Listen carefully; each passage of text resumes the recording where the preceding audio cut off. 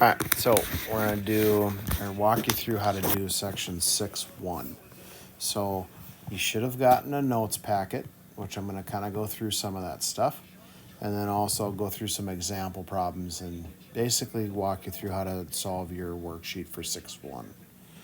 Okay, so the first thing we're gonna talk about is if you have a segment, and if you recall a long time ago, we had segments. And if you put something directly in the middle, okay, and it's that box, and remember that box means that it's 90-degree corner or that it's perpendicular. We had that word and we've talked about that recently with some of those proofs you guys were doing.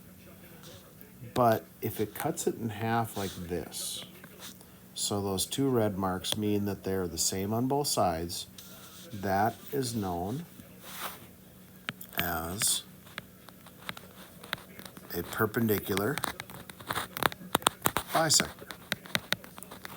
And what that is perpendicular means that it makes a 90-degree corner, and bisector means that it's going to cut it in half.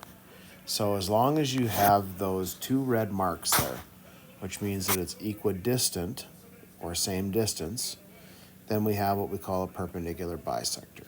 So if we know that, if we know those two red lines are there, then those in that notes packet, the first thing you guys had was a theorem, and those theorems again are just kind of like things that we know are true because we can prove them. But what it says is if a point lies on the perpendicular bisector, so if any point is anywhere on this line that I just highlighted, then it's equidistant to the endpoints. And what that means is if I draw another line, so let's make them blue. If I make a line from here to there, and another line from here to there, they are going to be the same. Okay? And why that's important is when you get into your problems, it's going to ask you why you know that or if it is. So look for those markings. Those markings will kind of help you out. So I'm looking at the worksheet right now. It says tell whether the information in the diagram allows you to conclude that point P lies on the perpendicular bisector. So things that you're going to look for is you're going to look for, and I'll put it in highlighter in blue, you're going to look for, does it have that 90-degree corner? And in highlighter in red, are these things marked? Or highlighter in blue, are those marked? If those are, that means that it's a perpendicular bisector, especially the ones in blue. Especially these ones right here. Those are kind of the giveaways. But if it lies on the perpendicular, if it's the perpendicular bisector itself, it has to have the 90-degree corner, and it has to have those markings to signify that they're the same distance. Okay, so it has to be that. So when it says explain your reasoning, you're basically saying yes or no, and then why, because it lies on that perpendicular bisector, or you can simply say because of the markings. All right, so in an example, it might say something like this. We're going to have a picture like so.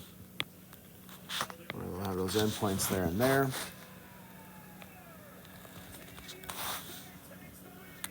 And then they'll have this line going up here, and they'll have point C, point P there.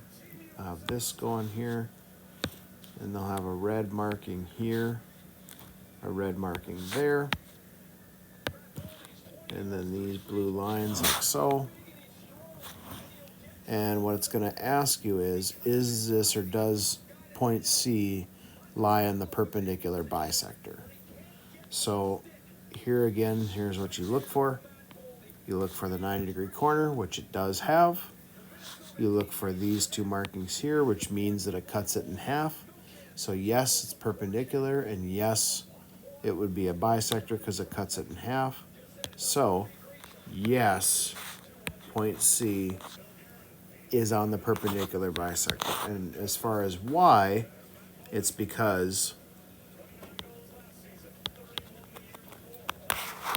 of those congruent markings. Okay, so that's what you're doing for the first 3 questions on your worksheet. If it's a no, explain why. It doesn't have the markings. Like that's kind of the easy way to do it. Okay. Then after that, they're going to give you some problems where it's going to say find the measure. And so how I do something like that is if I have, let's put this on the side there this time. And this is going to be an arrow like a line. This is going to be a marking here and here. This is going to have the 90-degree corner. So it's got the pieces that we need.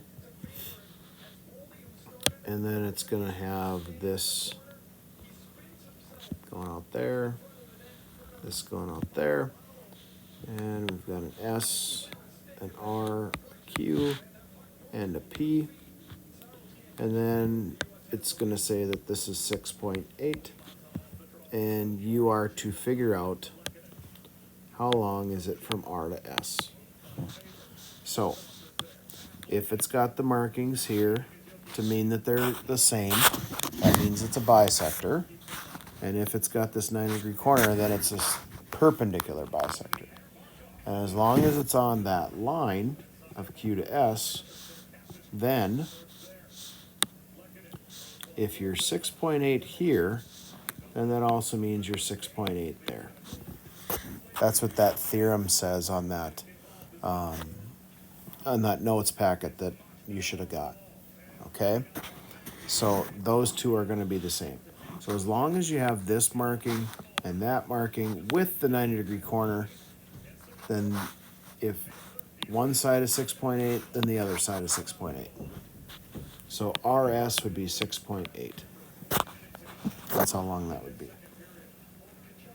To give you another one,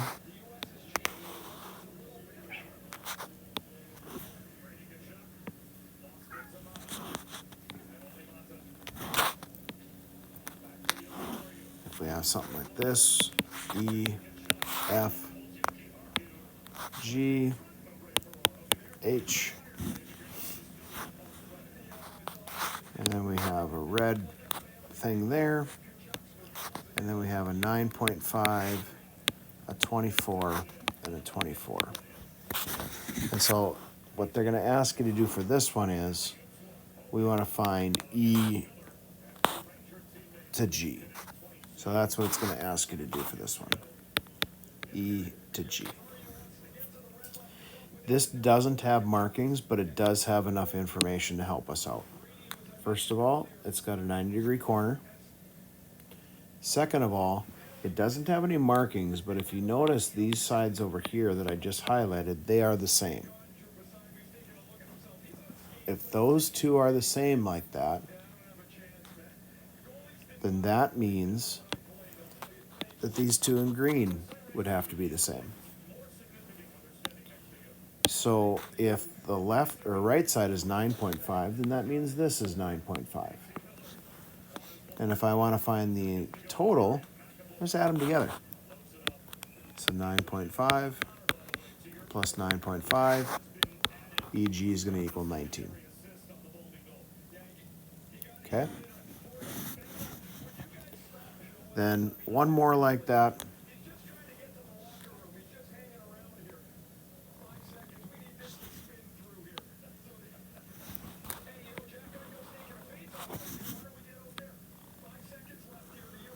Something like that. You have this here and here.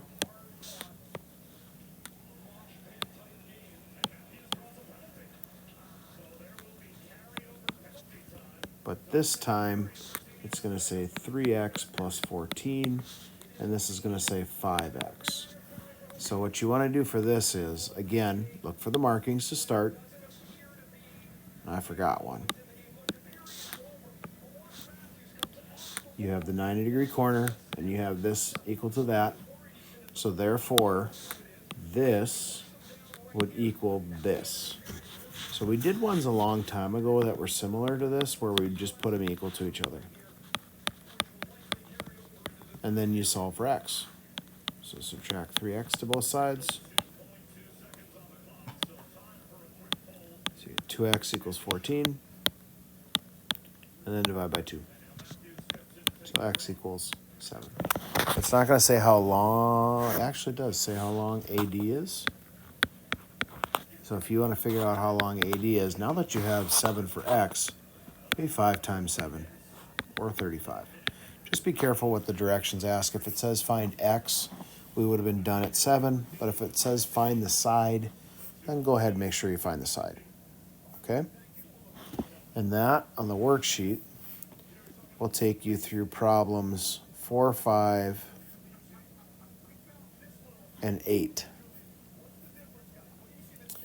And then the last couple, 6 and 7. Now we're dealing with what we call an angle bisector. And so what an angle bisector is, so all those are perpendicular bisectors. Angle bisector, though, if you have an angle, something like this, and you have something coming in here like so, if you see these markings that I'm putting in red, meaning they're the same on both sides, then this, if I say this is D here, from A to D would cut that angle in half. And what that means then is if I were to connect this here and here, that those make a 90-degree corner, and they would also be the same. So that's how one of the things with an angle bisector is it says if a point lies on a bisector of an angle, then it's equidistant to the two sides. Meaning, if it's on the angle bisector, these two are going to be the same. Also, if those two are the same, then these angles are going to be the same. So it kind of works both ways. So an example of something like that, it might say find how big each side is, or it might say how big is the angle. So be careful. Make sure you read what the question's asking you. So if it gives you something like this, so it went the opposite way, and then you have this coming in here, making a 90-degree corner, and this being 7, and the other one going out this way with this being 7 with a 90-degree corner, and this is 42. The question's going to ask you to find the measure of angle GFJ, where G is here, F's here, H is there, and J is here. G to F to J, G to F to J. You have to figure out this angle. If this side matches this side, and we have these 90-degree corners, then this angle 42 matches this angle here. So how big is GFJ? It's 42 degrees. Then another one that they would have, and this will be the last one I do with you guys for 6-1.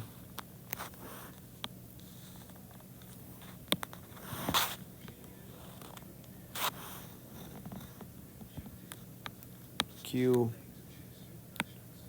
P,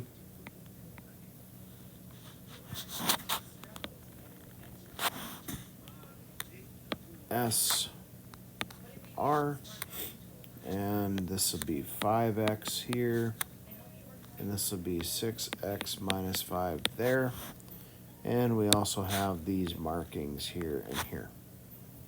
So if these are marked like that,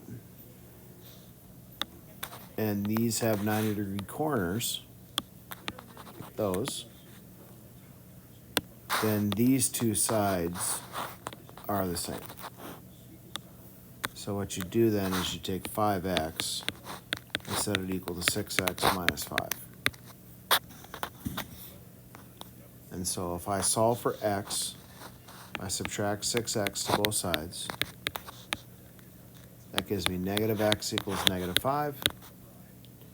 And if I divide by negative 1, I get x equals 5. Now be careful. If they ask you to find out like how long RS is, if the question said RS, then plug 5 back in and find out how big it is. So 6 times 5 would be 30, and 30 minus 5 would be 25. Okay, so just be careful what the directions say. If it asks you, then that's what we're going to do. Okay? So on that note, that should take you through the first worksheet. Here's everything again, all in one. So if you want to pause it on that screen, you can see it all. But the video will be up there for you guys too. So, all right, remember, you can always reach out to me via email, and I will get back to you. Promise. Okay? Later.